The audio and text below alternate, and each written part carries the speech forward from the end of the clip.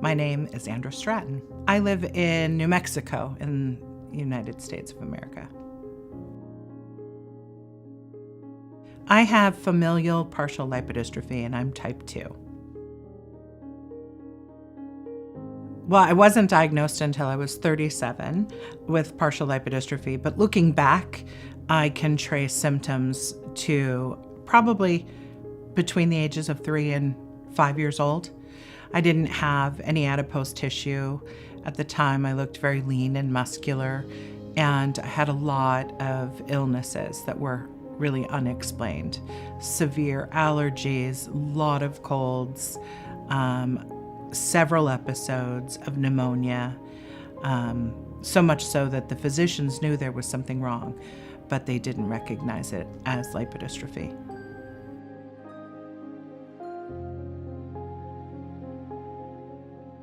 When I was around 10 years old, I started getting daily migraines that were really severe and unexplained. I had a lot of immune issues, so I was getting sick quite a lot, and I noticed that if I would get a normal virus cold, that would impact me for much more severely than my peers and for a much longer period of time. Around the age of puberty, I think that's when I started gaining weight on my face. And so that's a time period where you start losing your baby fat. So when people would tell me, oh, it's just baby fat, I would say, oh, you lose baby fat, you don't gain baby fat. So physically started to become more progressively noticeable. I also always, as I recall, always was very interested in food and being hungry. But I can remember standing in line in middle school at the cafeteria, just shaking, violently shaking, and feeling like I couldn't wait to get the food onto my plate and then eat it. And then I was always hungry. I have a lot of memory of different times in my life in which people have stared at me or looked at me or commented on my physique. And I always, when folks said, are you a bodybuilder? Are you a gymnast? Are you a swimmer? Do you lift weights? I would always respond that it was just genetic, having no idea that it was an actual genetic mutation that other people shared. But I had a lot of discomfort in looking so different and so masculine, particularly when I was younger.